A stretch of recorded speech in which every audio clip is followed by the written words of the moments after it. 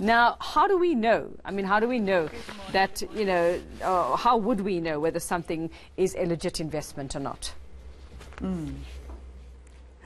So I actually did this, I hope the viewers watching, because I got it after the end of last week when I mentioned that pensioners in particular were vulnerable to scams because they have a lump sum to invest. A viewer wrote and said, well, who do I trust? And I think that's a very good question. So I think, first of all, there are big names out there. You've got your banks, there are big asset management houses, Investec, Coronation, Allan Gray. There are a lot of big names, Satrix, that you could go and invest your money in. They've been around a long time. But I suppose that is prejudicial for those newcomers, perhaps, who are small businesses who may not yet have that kind of profile. So what happens, I thought what I would do is I'd share with you the kind of process I go through. So when a reader writes to me and they said, should I trust these people?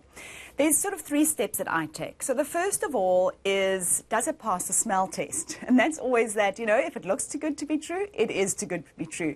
And I have to tell you, I've been in the markets for 23 years. And in 23 years, I've never come across a investment that made guaranteed promises of well above industry returns that didn't turn out to be a scam. So sometimes these can go on for like a year or even 2 years, and you start questioning, you're thinking, well, other people are making money, maybe I've missed something, but no, it usually turns out to be a scam. And the word guarantee can only be used if it's a bank. Only a bank can say we guarantee a fixed deposit. No other asset class works as a guarantee. Forex trading, cryptocurrencies, property, shares, none of those can guarantee a return. So that word as well would be a flag for me. Then I go and I use Google. Google's a great tool. I type in the name of that company or investment and I look and I add the word complaints. Because generally speaking, if there's been issues, if people haven't been able to get their money out or there's questions being raised, there's going to be somehow some sort of social media around that would have already gone onto search engines. But I also make sure that I go to page 2 of the search because some of these scam artists are pretty smart and they create search engine optimization that almost makes sure they've got a lot of positive comments on the first page of the search. So I do that as well. I go and I check on Google. And the third thing that you should always do if you're a little bit concerned is go to the Financial Sector Charter Authority. That's the FSCA. It used to be the FSB. And they have every single investment house or anyone who's selling an investment or offering an investment has to have an FSP number. That's a Financial Service Provider number, which means they're registered with the authorities. So go, check that they have a number. Then go check what that number allows them to do. So one of the scams that I pick up is that they go and have a marketing FSP number, but it doesn't allow them to accept investments or to invest on your behalf in an investment that they're running. So they often have like a light level of, permission, but they're doing other things with it. So I would check what level authority that they actually have with that FSP number.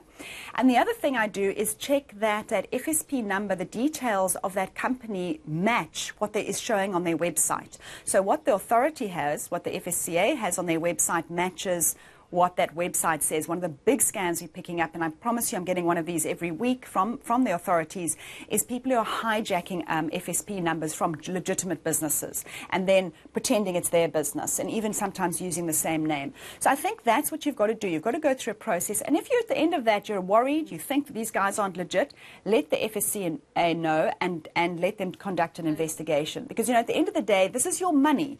You wouldn't hand it over to some arbitrary person walking down the street. So for goodness sakes, do a little bit of research and definitely don't give it to somebody via Facebook. That's another big one we're picking up. Yeah. Maya, inevitably someone is going to get caught. Not everybody's going to do those checks like as you suggested. What happens if you are actually caught in a scam? Then how do you get out of it? And is there any chance of getting your money back?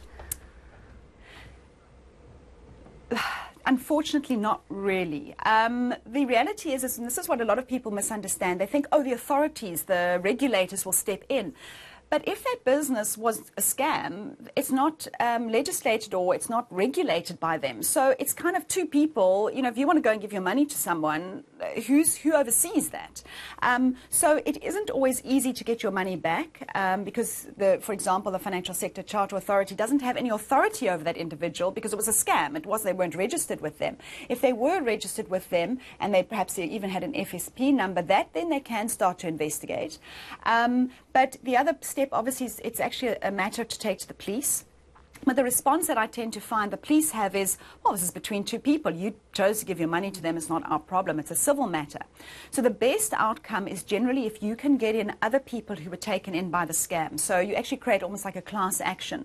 And that's sometimes not too difficult to do because obviously social media by now has picked up on it. And you can try and contact and get hold of a group of people and together lodge a complaint with the police. That would then put it into the white-collar crimes unit or commercial crimes unit. And that would actually highlighted as fraud. And then there's a potential of that case getting investigated.